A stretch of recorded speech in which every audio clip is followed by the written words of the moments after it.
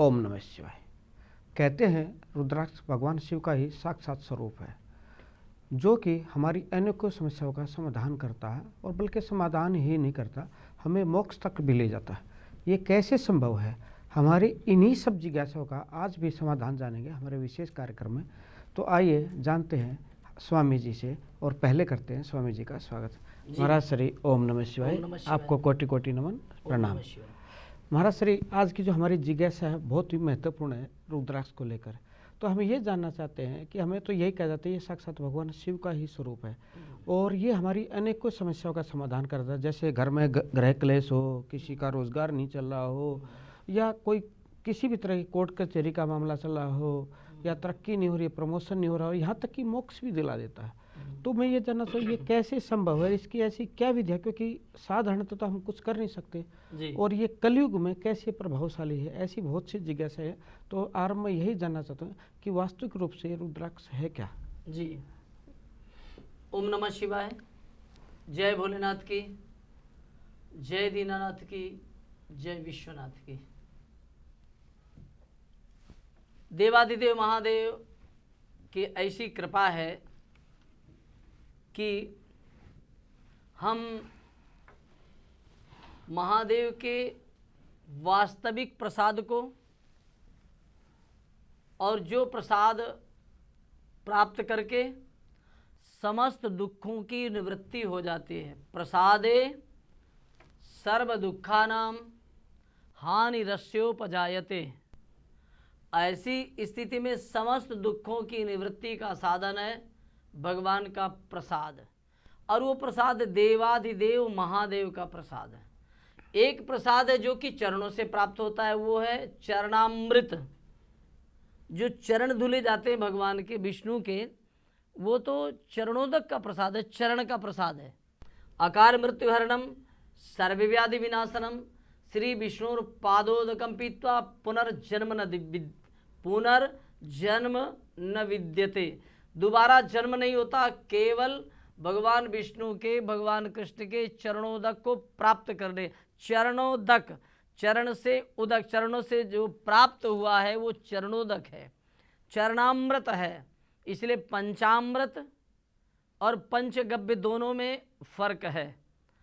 पंचगव्य का मतलब गौ माँ की 5 चीज़ें, पंचामृत का मतलब 5 वस्तुएं। पंचामृत का मतलब है तुलसी दल, तुलसी का दल, गंगा जल, दूध और दही और शहद। यह पंचामृत अर्थात भगवान के जो चरण धो करके बनाया जाता है वो है पंचामृत। और जो पंचगव्य है वो गाय की 5 चीज़ें, दूध, दही, घी और दूध, दही, घी, गोबर, गोमूत्र, 5 चीज़ें। मतलब दोनों में अंतर है, पंचगव्य और पंचामृतम दोनों में अंतर है। ये बड़ा एक भेद है महाराज जी। जी हाँ, दोनों में भेद है ना। अच्छा महाराज जी, जो मूल है अभी जो रुद्राक्ष का महिमा बता रहे हैं, जानना चाहिए एक बार पहले हमारे दर्शकों को, ताकि सुधारे इससे क्या कुछ संभव हो सकता है रुद्राक्ष धारण करने से? जी, तो ऐसी स्थिति में भगवान शंकर के पास पंचामृत भी नहीं है, पंचगव्य भी नहीं है। क्यों नहीं है? भगवान शंकर की पूजा में पंचगव्य की आवश्यकता नहीं है। पंचामृत भी भगवान के यहाँ प्राप्त नहीं होता है। भगवान शंकर के यहाँ एक ऐसा प्रसाद प्राप्त होता है, उस प्रसाद का नाम है, वो प्रसाद है देवाधिदेव महादेव को रुद्र प्रसादता। और रुद्र प्रसाद क्या है? रुद्र प्रसाद एक ही चीज है जिस प्रसाद को हम प्राप्त करके मोक्ष की प्राप्ति करते हैं, जिंदगी के सारे दुखों की निवृत्ति प्राप्त करते हैं। यहाँ तक रुद्राक्ष धारण करने वाले की अकाल मृत्यु कभी नहीं होती, जिसके लेकिन रुद्राक्ष भी जब तक सिद्ध ना किया गया हो, आप रुद्राक्ष को धारण ना करें, धारण नहीं किया जाता। बाजार से खरीद करके जो रुद्राक्ष धारण किया जाता है वो रुद्राक्ष अशुद्ध है, और वो रुद्राक्ष नरक को ले जाता है, ना कि शिवधाम को ले जाता। मैं उदाहरण दूंगा ना आपको। इसमें महाराज श्री मैं ये जानना चाहता हूँ, जैसे आपने कहा सिद्ध करनी, लेकिन सिद्ध करने से पहले एक प्रश्न आता है, जी क्या कोई भी रुद्राक्ष धारण कर, क्योंकि रुद्राक्ष के जैसे आपने कई प्रकार होते हैं, जी। तो क्या कोई भी धारण कर सकता है किसी भी रुद्राक्ष को? रुद्राक्ष को कोई भी धारण कर सकता है, स्त्री नामपि तथान्यता, ठीक है ना। ब्राह्मण क्षत्रिय वैश्य शूद्रो, तो उसमें ब्राह्मण सभी, मैं शिव महापुराण से बोल रहा हूँ, अपनी तरफ से नहीं बोल रहा हूँ, तो उसमें सभी धारण कर सकते हैं। लेकिन एक और उत्तर है कि रुद्राक्ष कभी अशुद्ध नहीं होता, न सूतक में, न पातक में, न घर में रहकर, न बाहर जाकर, कहीं भी अशुद्ध नहीं होता। एक रुद्राक्ष है जो मरने पर जाओगे तो पवित्र है, अगर जन्म ले बच्चे के जन्म पर जाओगे तो भी पवित्र है, शमशान घाट में जाकर खड़े हो जाओगे तो भी पवित्र है, और घर में रहोगे तो भी पवित्र है, वो अशुद्ध होता ही नहीं। बाकी तुलसी की माला होती है। नहीं महाराज श्री, जैसे आपने कहा कि सिद्ध करके पहनना होता है, सिद्ध करके पहनना होता है। अशुद्ध होता ही नहीं है तो हाँ। उसको फिर सिद्ध करने की नहीं, जब सिद्ध करोगे तभी शुद्ध होगा। अच्छा, अगर सिद्ध नहीं करोगे तो शुद्ध नहीं होगा। तो सिद्ध कैसे होगा? उसमें 9 दिन चाहिए, नित्य प्रति 2.5 घंटे का रुद्राभिषेक चाहिए, और उसमें शिव पिंडी पर रुद्राक्ष डालना पड़ेगा। रुद्राक्ष डाल करके फिर अभिषेक होगा 2.5 घंटे, और 9 दिन तक ओम नमः शिवाय उन मालाओं के सामने ओम नमः शिवाय का जप करना पड़ेगा। उसके बाद अंतिम दिन में दशांश यज्ञ करना पड़ेगा, और जब दशांश यज्ञ करेंगे तब वो धारण करने लायक होगा। ये तो महाराज जी आपने विस्तार से बताया, इसकी सरल विधि भी जानूंगा मैं, लेकिन उससे पहले मूल उसी पे आ जाते हैं कि रुद्राक्ष के जैसे आप 1 से 36 आप कितने प्रकार बताते हैं, जी तो क्या सभी को मतलब कोई भी रुद्राक्ष धारण कर लो, या कोई विशेष प्रयोजन होता है किस उद्देश्य के लिए? नहीं, इसका जितने भी रुद्राक्ष हैं सभी का फल अलग है। जैसे मैंने पिछली चर्चा में व्यक्त किया था कि जितने पुष्प और पत्ते चढ़ते हैं उन सभी का फल है, ऐसे ही रुद्राक्ष में भी जितने भी मुख हैं उन सभी, जितने भी रुद्राक्ष हैं उन सभी में मुख है, और सभी रुद्राक्ष का फल अलग अलग है, जितने भी रुद्राक्ष। इसलिए पूछ रहा हूँ कि आज जो भी कोई कलयुग में हम क्रिया करते हैं जी, या कोई उपाय करते हैं तो उसका हम सार्थक एक फल के लिए करते हैं जी, क्योंकि उसके बिना नहीं डालना चाहिए जी। तो फल की प्राप्ति का मुख्य उद्देश्य होता है कि हमें विशेष फल की प्राप्ति। तो मैं ये जानना चाहूँगा, 1 से लेकर जितने मुखी होते हैं, एक मुखी का लेकर किसको किस उद्देश्य के लिए डालना चाहिए? पहले तो मैं, और वो मतलब स्वरूप क्या है, उसमें ये भी बताते हैं कि 1-2 मुखी माँ शिव पार्वती का स्वरूप है, ऐसे हर स्वरूप के एक स्वरूप से देवताओं से वर्णन किया गया है। हम सभी कुछ स्पष्ट करने का प्रयास करें, लेकिन पद्म पुराण से, विष्णु पुराण से और शिव महापुराण से, इन सभी से ये है हम पहले स्पष्ट कर दें, क्योंकि बच्चे का जन्म होता है तभी नाम संस्करण होता है, तभी उसका पता चलता है कि इसके नक्षत्र, इसके ग्रह किस तरह के हैं। इसलिए पहले हम ये स्पष्ट कर दें कि रुद्राक्ष कैसे प्रकट होता है, और जब प्रकट होगा तभी तो बच्चे का संस्कार करेंगे, तभी तो उसका मुंडन संस्कार हो, तभी नाम संस्करण होगा, तभी यज्ञोपवीत संस्कार होगा, तभी अन्नप्राशन संस्कार होगा, तो वो तभी होगा जब बच्चा जन्म लेगा। तो पहले तो ये जानना जरूरी है कि रुद्राक्ष का प्राकट्य कहाँ से होगा। मूल को जानना जरूरी है। मूल को नहीं जानोगे तो ऐसी बिना प्रश्न ये सबके मन में होता है, रुद्राक्ष उत्पन्न कहाँ से हुआ? ये तो ठीक है, तुलसी की माला तुलसी से बनाई गई, ये तो कह दिया कमल गट्टे से, ये कमल का पुष्प है, इस कमल के पुष्प में फल लगते, हमने उसको तोड़ लिए लक्ष्मी की प्राप्ति के लिए, तो कमल गट्टे की माला हो गई जी, ठीक है ना, माला होगी ना कमल गट्टे की, लक्ष्मी की प्राप्ति के लिए। लेकिन भगवान शंकर को अपने साथ रखने के लिए, भगवान शंकर का ही स्वरूप है रुद्राक्ष, लेकिन ये भगवान शंकर से कहाँ से प्रकट हुआ, ये नारद जी ने प्रश्न कर दिया। और वही प्रश्न मैं यहाँ पहले स्पष्ट कर देना चाहूँ कि देवाधिदेव महादेव ने क्या किया? देवाधिदेव महादेव ने समाधि लगाई। प्रामाणिकता ये देना चाहूँगा कि देवाधिदेव महादेव ने कितने वर्षों तक समाधि लगाई? दिव्य वर्ष सहस्त्रम तु, दिव्य वर्ष सहस्त्रम तु चक्षुन मीलितम मया पश्चान ममा कुलाच्छिभ्यः पतितः जलविंदवः। इतना ही, तत्राश्रु बिंदुतो जाता, तत्राश्रु बिंदुतो जाता महारुद्राक्षक वृक्षका। तो कहने लगे फिर क्या?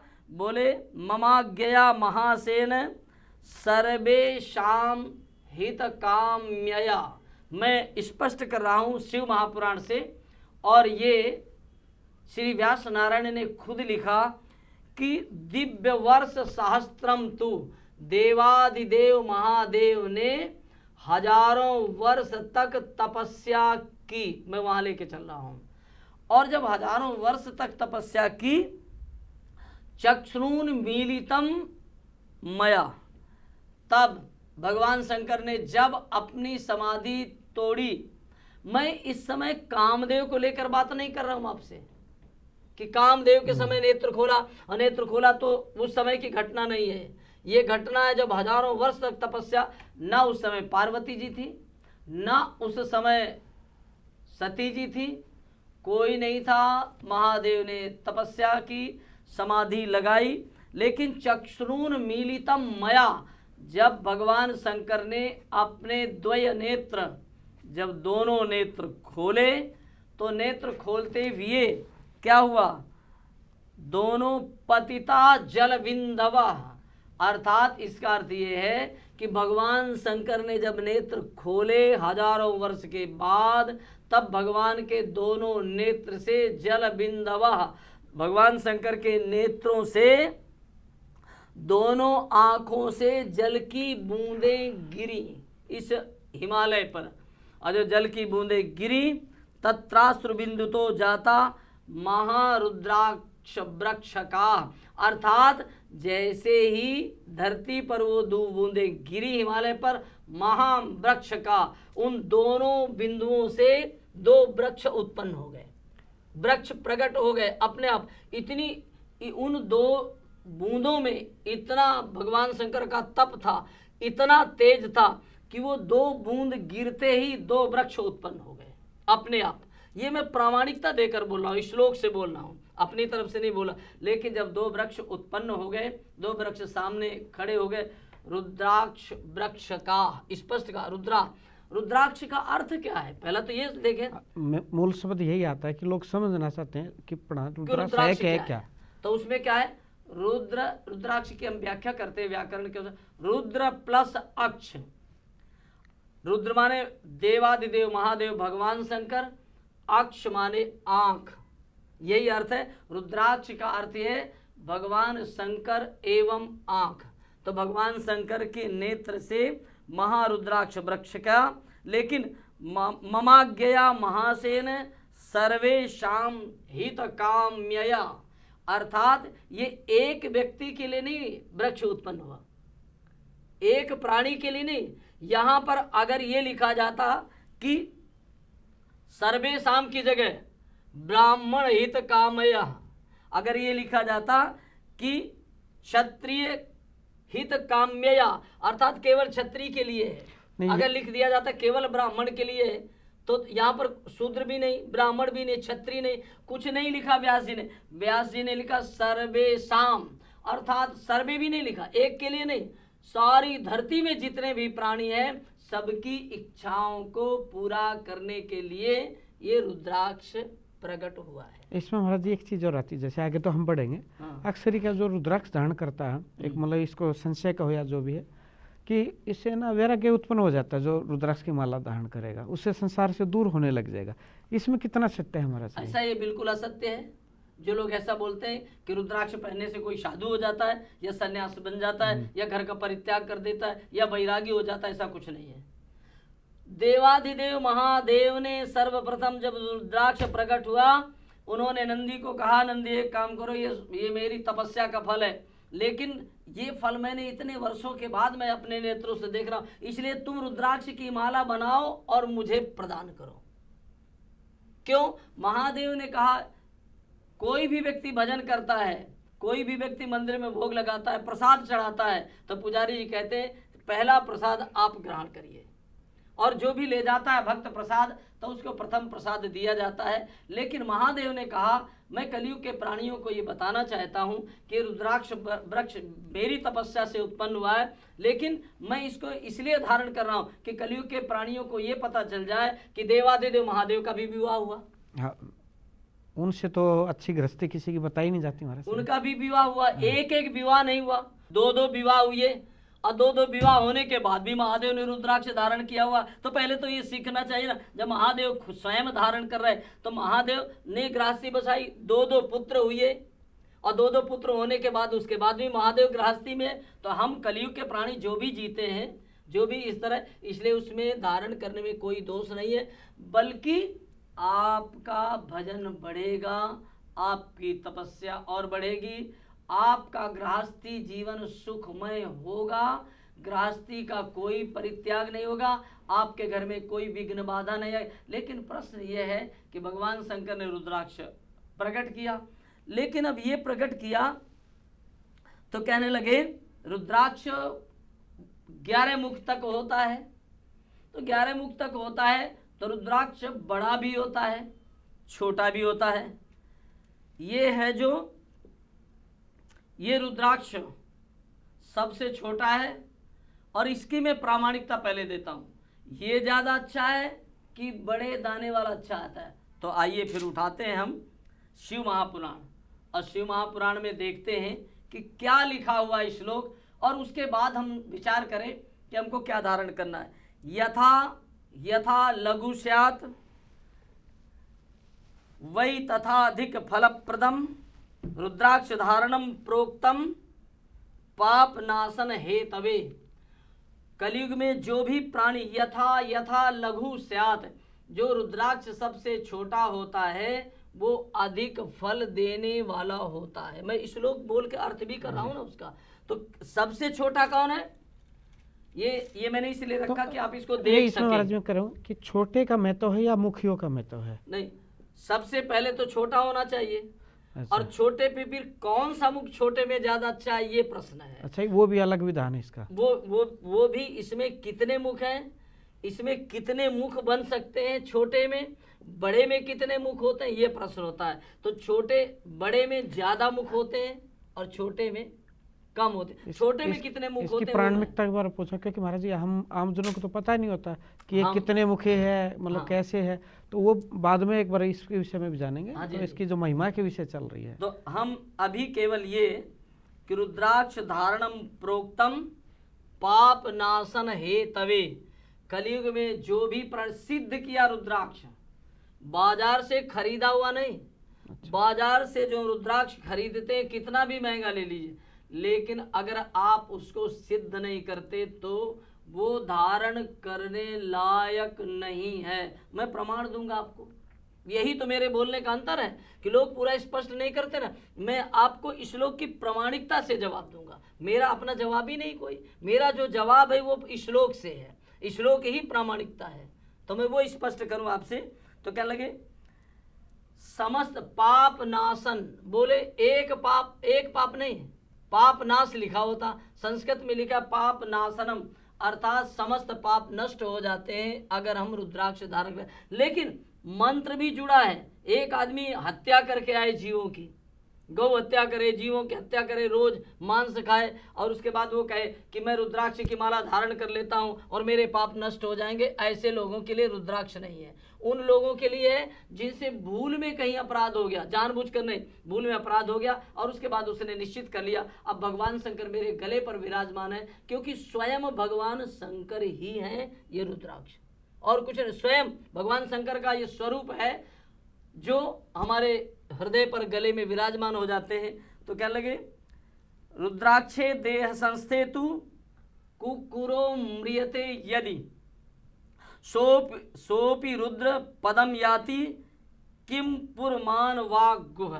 अर्थात इस श्लोक का क्या अर्थ है, तो आप उठाइए पद्म पुराण को और पद्म पुराण में पढ़िए श्लोक, कुकुरो म्रियते वा, स्पष्ट कर दिया। मैं नहीं बोल रहा हूं, व्यास नारायण बोल रहे हैं, मेरा कोई श्लोक लिखा नहीं है।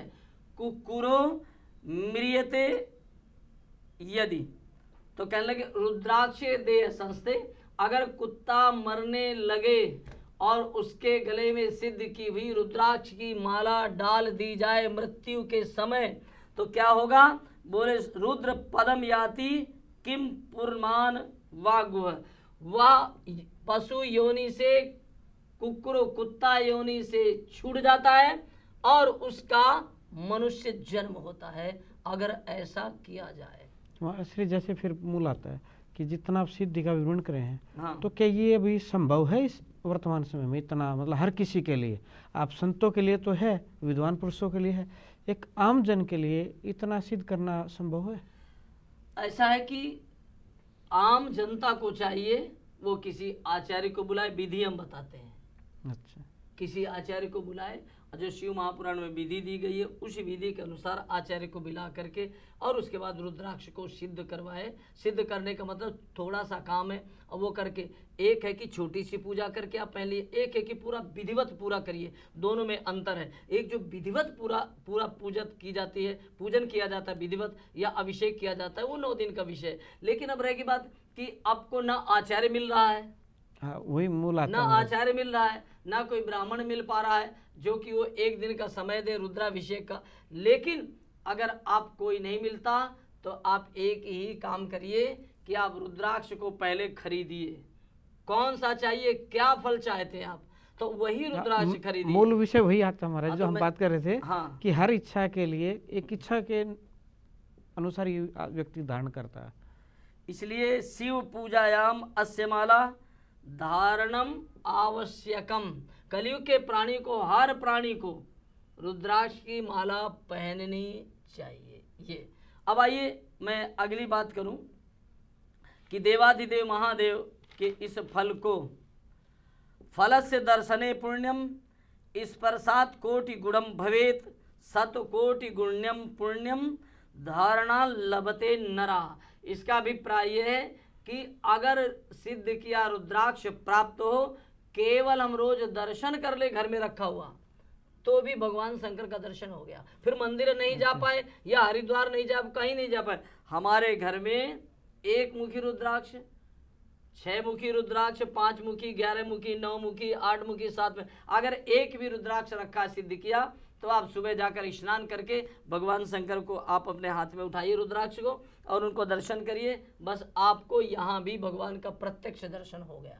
अगर ये सिद्ध बड़ा छोटा उपाय है। अगर सिद्ध नहीं कर सकते हैं, हाँ। तो घर में स्थापित करते हैं अपने। हाँ, घर में स्थापित, मान लो नहीं सिद्ध किया हाँ। तो पंचामृत लीजिए, जी। दूध, दही, शहद, घी और गंगा जल सबको लेकर एक बर्तन में डाल दिए सोमवार को, और सोमवार को डाल करके उसको पानी में डाल दीजिए, और डालने के बाद उसको निकालिए, शुद्ध जल से स्नान करवाइए, गंगा जल से स्नान करवाइए, और आप एक रुद्राक्ष को धारण भी कर सकते हैं और घर के पूजा के स्थान में भी रख सकते हैं। अच्छा, इसमें महाराज ये लगे हाथों में एक चीज और इसमें धागे के कलर को लेके भी होता है कि नहीं, कहीं ऐसा कुछ नहीं है कहीं ना, किसी दिन ब्लैक बताया जाता है, किसी दिन लाल। नहीं, धागा का कोई प्रतिबंध नहीं है, कोई भी आप धागा डाल सकते हैं और उसको डाल करके तो पहन अक्सर सकते शनिवार को काला डलवाते हैं कुछ लोग, नहीं, मैंने ऐसा सुना। कुछ भी नहीं है। ऐसी कोई शिव महापुराण में ऐसी कोई व्यवस्था नहीं है, ना ऐसा कोई प्रधान है। इसलिए लक्ष कोटि सहस्त्राणी लक्ष कोटि शतानि च जपा चलवते नित्यम नात्र कार्य विचारणा, अर्थात लक्ष कोटि सहस्त्राणी, इसका अभिप्राय ये है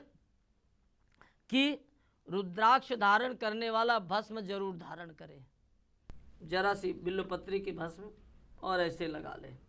लेकिन तेसाम नामोच्चरण मात्रेण 10 गोदान जपम फलम दर्शनम, अर्थात जो भी कलयुग में प्राणी रुद्राक्ष की माला से नामोच्चारण मात्रेण, जो रुद्राक्ष की माला से ओम नमः शिवाय मंत्र का जप करता है रोज, उसको 10 गोदान जपम फलम, उसको 10 गायें दान करने का फल प्राप्त होता है रोज। जो व्यक्ति रुद्राक्ष से जप करता है और जप करने के बाद उसको धारण कर, लोगों का ये प्रश्न होता है कि जप करने वाली माला अलग होनी चाहिए या गले में डालने वाली अलग होना चाहिए। तो क्या है कि जो जप करने वाली माला है वो आप, क्योंकि बीच में कहीं ना कहीं जाना पड़ेगा, अशुद्धता आएगी, तो जप करने वाली माला घर में होनी चाहिए, उसको पहनना नहीं चाहिए। जो पहनने वाली माला है उसको कभी स्नान के समय या कहीं भी उतारना नहीं चाहिए, वो माला कभी अशुद्ध नहीं होती। लेकिन जब आप स्नान करेंगे तो स्नान करते, जो लोग हार्ट के पेशेंट हैं, हमारे श्री जिनको में हृदय की एक बार बीमारी थोड़ा है, मैं रोक रहा हूँ महाराज जी से, अक्सर ये भी आता है कि एक तो मैं इसके मणकों की संख्या बात कर महाराज जी कि कम से कम कितने मणकों की माला हो सकती है। दूसरा अक्सर ये भी आता है कि हम जैसे सुबह नित्य क्रिया करते हैं तो उससे माला उतारे स्नान करते हुए या पहने रखे। रुद्राक्ष की माला जब आप स्नान करने जा रहे हैं, बाथरूम में जा रहे हैं, तो जब आपने जाना है ऐसी अशुद्धता की प्रक्रिया पर बाथरूम में, तो उस समय निकाल कर उसको टांग दीजिए वहीं पर बाथरूम में। और जैसे ही आपने अपने हस्त प्रक्षालन किया, हाथ धोए, कुल्ला किया, उसके बाद स्नान के समय उसको उठाकर पुनः पहन लीजिए, पूरा रुद्राक्ष को पहन लीजिए। लेकिन मल त्याग के समय रुद्राक्ष को पहनकर टॉयलेट में नहीं बैठना चाहिए, अशुद्धता बढ़ती है। स्नान करते वक्त पहनना चाहिए। स्नान करते समय अगर आप रुद्राक्ष पहनते हो, जो हम आपको बता रहे हैं या जो हम सिद्ध करके देते हैं, उस रुद्राक्ष में से पूरे 24 घंटे में 10 मिनट का फल सबसे ज्यादा है। हमने डाल लिया और हम स्नान करने लगे, हर हर गंगे, गंगा माँ का स्नान, गंगा माँ को याद किया, और जब गंगा माँ को स्नान किया तब वो जो हमारे शरीर से जल निकल रहा है रुद्राक्ष के ऊपर से, हार्ट की बीमारी ठीक होती है। आप करके देखिए, ब्लड प्रेशर की बीमारी ठीक होती है अगर रुद्राक्ष आप स्नान करते समय डाल कर रखें। हमने हजारों रुद्राक्ष लोगों को दिया अपने कथा में, और उसका परिणाम ये मिला, अपने आप ऑटोमेटिक ठीक होने लगता है, व्यक्ति का स्वास्थ्य ठीक होने लगता है। लेकिन आप प्रयोग करके देख लीजिए, कहने की जरूरत नहीं है। डॉक्टर हैं, हम डॉक्टर को मानते हैं, मेडिकल को मानते हैं, लेकिन हमारी प्रकृति की व्यवस्था है, हजारों साल पुरानी परंपरा है कि अगर किसी व्यक्ति को परेशानी होती थी तो वो क्या करता था, हार्ट की बीमारी होती थी, ब्लड प्रेशर की शिकायत होती थी, तो वो क्या करता था, रुद्राक्ष की माला डाला और उसमें से जो पानी निकलता है वो बीमारी को दूर करता है। हम सुनकर नहीं बोल रहे, ऐसा ही है। तो इस स्थिति में तेसाम नामोच्चारण मात्रेण, अगर केवल रुद्राक्ष की माला से ओम नमः शिवाय मंत्र का जप करते हैं तो आपको गोदान का फल प्राप्त होगा। 10 गोदानम, अर्थात एक बार सुबह जाप करते हो तो 10 गायें दान करने का फल प्राप्त होता है केवल रुद्राक्ष से। लेकिन अगर आप ओम नमः शिवाय बोलते हैं, रुद्राक्ष की माला लेकर के बोलते हैं, हाथ में ये रुद्राक्ष है, और इस रुद्राक्ष को जो सिद्ध किया रुद्राक्ष है, इसको कुछ ना करें, हाथ में ऐसे ले लें सिद्ध किए रुद्राक्ष को, और सुबह ले करके इनका दर्शन करें। आप इनको अपने मस्तक पर लगाएं, ऐसे मंदिर नहीं जा पा रहे, शिव जी पर जल भी नहीं चढ़ा पा रहे, तो ये स्वयं रुद्राक्ष है, इनको आप हाथ में लेकर आप इनको प्रणाम करिए, क्योंकि स्वयं महादेव हैं, मेरे कहने से नहीं, मैं प्रामाणिकता दे रहा हूँ। और उसके बाद आप इसी को डाल भी सकते हैं, नहीं डालना चाहते अपने पूजा के स्थान में रख दीजिए, और रख करके आप अपने कार्य में चले जाइए। तो अगर सुबह जो भी प्राणी कलयुग में केवल इतना ही करे, दर्शनम पुण्यम, कुछ ना करे, बस सुबह उठा और महादेव को ऐसे लिया और दर्शन करके चला गया, तो निश्चित ही महादेव की कृपा पूरा दिन रहेगी, पूरा समय रहेगी। इसलिए मैं आगे पुनः चर्चा करूंगा। अभी हमने रुद्राक्ष की चर्चा प्रारंभ कर रखी है, तो आइए हम चलेंगे कि कितने मुख रुद्राक्ष होता है। ओम नमः शिवाय, ओम नमः शिवाय। एक कन्या के विवाह में धर्म के माता पिता बनकर कन्यादान की सेवा 51,000 रुपए देकर पुण्य के भागी बने। आप अपनी दान राशि आश्रम के अकाउंट में जमा करा सकते हैं। Account details: SBI account number 356136999139, IFSC code SBIN 0016533, branch ISKCON मंदिर, रमन रेती road, Vrindavan. PNB account number 0015000100077821, IFSC code PUN 0001500, branch Ambala शहर, हरियाणा। संपर्क सूत्र 9355088818, 9355556659, 8868900019।